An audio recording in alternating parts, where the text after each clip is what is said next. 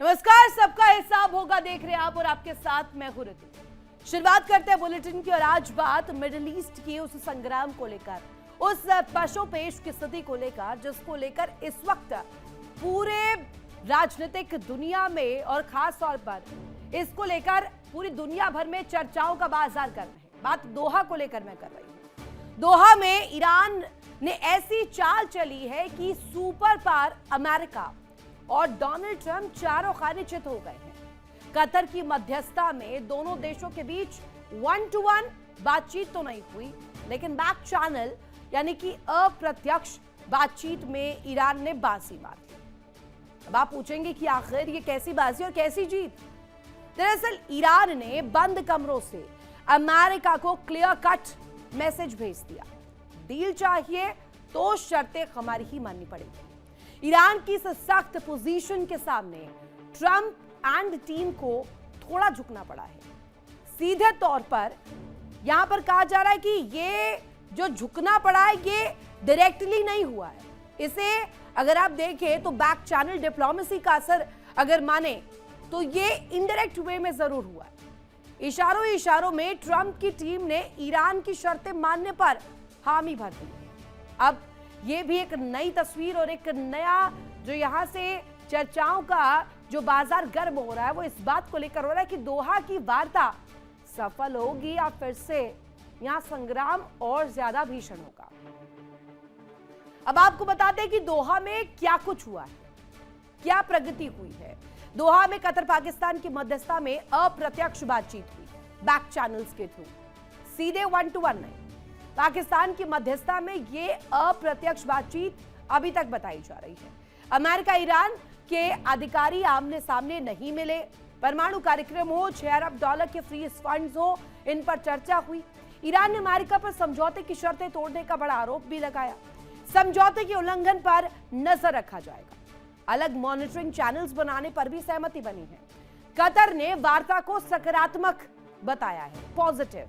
दोनों पक्ष जल्द अगले दौर की बातचीत भी करेंगे।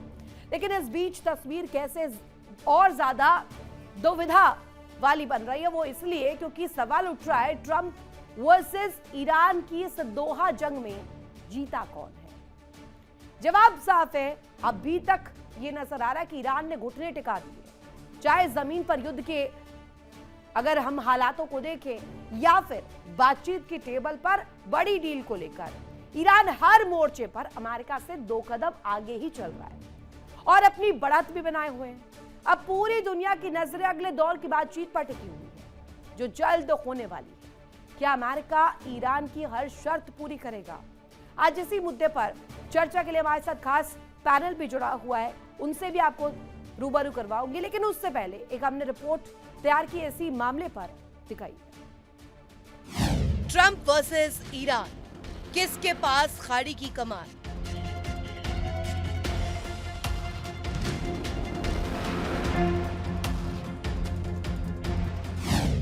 दोहा में ईरान का खेल, अमेरिका हुआ फेल।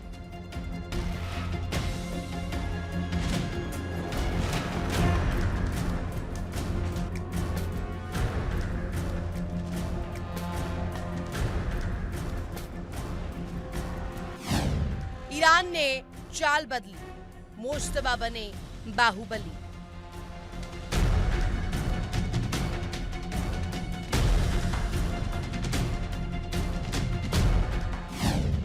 परमाणु जांच से किनारा, ट्रंप ने हथियार डाला।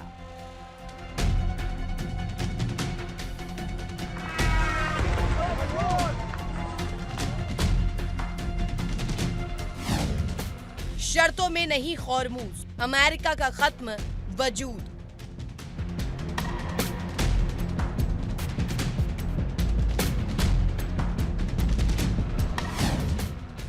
ईरान को डॉलर मिलेगा, मोसाद खून के आंसू रोएगा।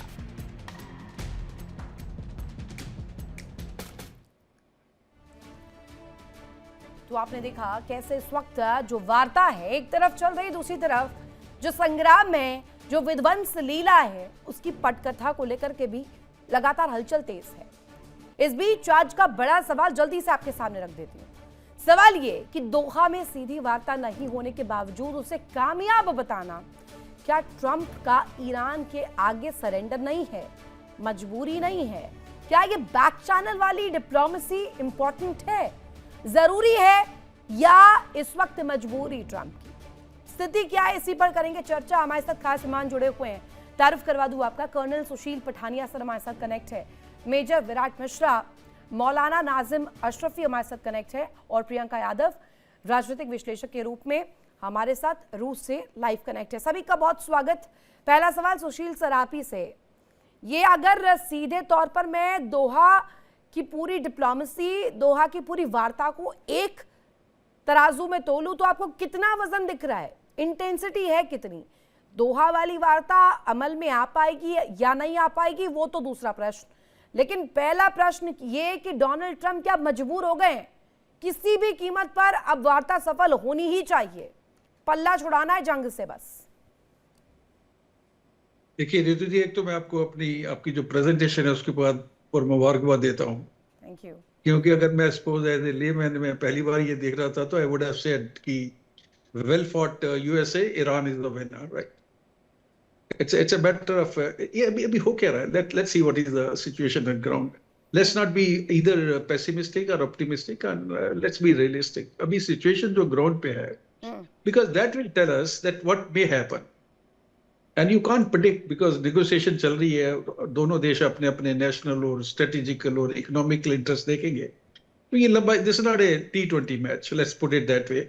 इट्स अ टेस्ट मैच, तो टेस्ट मैच का जो नतीजा है वो एंड तक पता आपको नहीं लग सकता। T20 में you can make some predictions. So the situation to my knowledge which is obtaining on the ground at the moment is Hormuz straight जो है, ओमान वाला जो कोस्टल एरिया वहां से वो खुल चुकी है। ईरान वाली साइड से वो कह नहीं रहे कि वहां पे माइंस वगैरह लगी है, so it's very unsafe to traverse in that area. Number 2, Iran को जो ब्लॉकेट था, naval blockade that has been lifted by the USA. और बीच बीच में ये भी खबरें आ रही हैं कि ईरान हैज एग्रीड कि they will stop their pursuit of nuclear weapon, they will also dilute, उनके पास जो एनरिचमेंट है यूरेनियम का भी 60%, एंड हॉर्मुज़ को वो खोल देंगे। ये 3 चीजें अगर ये हो जाती हैं या नहीं भी होती हैं वो अलग बात है, we can't predict about that. No, the question is इस समय what USA is losing, time को छोड़ के यूएसए को क्या नुकसान हो रहा है? They are making good money, rather they were making good money. जब क्रूड प्राइस जो 118-20 के रेंज में घूम रहे थे, दे आर बेनिफिशियरी।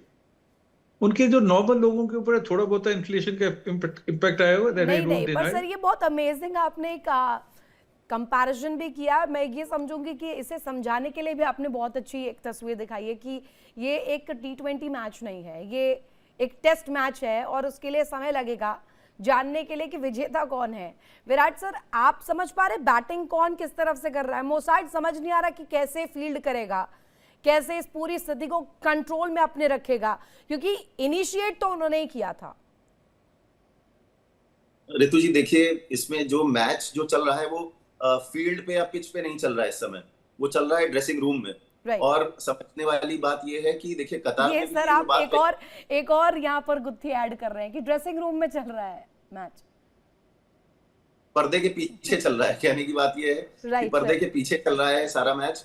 और देखिए जैसा कि अभी सर ने बोला, इसको आप टेस्ट मैच के तौर पे देखिए, दोनों देश एक दूसरे के ऊपर दबाव बनाने की कोशिश कर रहे हैं लगातार। अभी जो ईरानी मिलिट्री हेडक्वार्टर है उन्होंने भी ये बात कही है कि हॉर्मुज़ पे किसी भी तरीके का मिलिट्री मिस एडवेंचर अमेरिका की तरफ से दिक्कत में ला सकता है अमेरिका के जो एसेट्स हैं। तो लगातार कहीं ना कहीं एक दूसरे के ऊपर वो जो इंफॉर्मेशन वॉरफेयर, साइकोलॉजिकल वॉरफेयर, ये सब सारी चीजों का प्रयास चल रहा है दोनों ही तरफ से। पर बिहाइंड दी कर्टन, पर्दे के पीछे जो बातचीत चल रही है वो मुझे कहीं ना कहीं लगती है कि ये एक इंटरिम समझौता कहीं आगे चल के हो सकता है परमानेंट समझौते में बदल जाए। दोनों देश आपस में सामने सामने बात नहीं कर रहे हैं, पर देखिए एक चीज तेहरान ने भी बोली है कि हम कम्युनिकेशन चैनल, एक हॉटलाइन टाइप की एस्टैब्लिश करना चाहेंगे वॉशिंगटन के साथ, जिससे जो भी रिपोर्ट है, जो भी ब्रीचेज हैं इस इंटरिम समझौते के, उनको आपस में बातचीत करके सुलझाया जा सके। तो ये एक बड़ी अच्छी बात कही गई है। पर यहाँ पे एक चीज और कहूंगा, इजराइल की हम लोग लगातार बात करते हैं कि इजराइल नहीं चाहता कि समझौता हो, आज लेबनान के जो राष्ट्रपति हैं जोसेफ खलील, उन्होंने भी एक चीज कही, और वो याद रहे कि वो एक मिलिट्री जनरल से पॉलिटिशियन बने हैं, वहां के राष्ट्रपति बने हैं। उन्होंने कहा है कि हम 1 इंच भी लेबनान की जमीन नहीं देंगे इजराइल को, क्योंकि उनके ऊपर भी कहीं ना कहीं उनकी जो सिविलियन जनता है उसका दबाव है। एक्सेप्टेड है ये, इजराइल एक्सेप्ट करेगा किसी भी कीमत पर स्टेटमेंट को नहीं कर पाएगा। हाँ, बिल्कुल नहीं एक्सेप्ट करेगा, और इसीलिए ये विवाद बढ़ने की संभावना है। एक जो तबका अलग बिहेव कर रहा है वो है इजराइल, और अब शायद उसमें लेबनान भी अपनी इज्जत, जो सेल्फ रिस्पेक्ट है, उसको बचाने के लिए और अपने देशवासियों को एक सिग्नलिंग करने के लिए कह रहा है कि हम 1 इंच भी जमीन नहीं देंगे। ऐसे में ये पेच कहीं और ज्यादा पेचीदा हो जाता है, ये पूरा खेल कहीं और ज्यादा कठिन हो जाता है, क्योंकि सिर्फ 2 पार्टीज नहीं खेल रही, 4 पार्टीज ये टेस्ट मैच खेल रही हैं, और ऐसे में दिक्कतें बढ़ने की संभावना कहीं ना कहीं हो जाती है। नाज़िम अशरफी, एक प्रश्न आपसे मेरा, अभी ईरान को हम देखें, प्रश्न ये है कि ईरान चाहता ही नहीं है, ना वो बैटिंग चाह रहा है ना वो बॉलिंग चाह रहा है। अगर मैं इसी फिलॉसफी को यहाँ पर थोड़ा और अपग्रेड कर दूं, ईरान चाह रहा है कि हमें गेम ही नहीं खेलना है, बैट बॉल किसका है, न्यूक्लियर वेपन्स किसके हैं, डस्ट किसका है, मतलब ही नहीं है। वो कह रहे हैं हमें अपना प्रोग्राम आगे बढ़ाना है, हमें अमेरिका इजराइल से खतरा है, हम उसके लिए अपने न्यूक्लियर वेपन्स रेडी रखेंगे। बात डील की हो, दोहा मीडिएशंस की हो, पाकिस्तान के इन्वॉल्वमेंट की हो, नन ऑफ यहाँ ईरान्स बिजनेस। देखिए ऋतु जी, ये बड़ा लंबा मामला है, इतनी आसानी से हम इसे शॉर्टकट में फिनिश नहीं कर सकते। ये ठीक है, टेस्ट मैच से अगर इसको हम करें तो मुझे अच्छा लगा। टेस्ट मैच हो सकता है, मतलब उसके मुराद ये है उससे, ये तो एक थोड़ा सा एक छोटा सा थॉट प्रोसेस था। सुशील सर इससे एक्सप्लेन करना चाह रहे थे।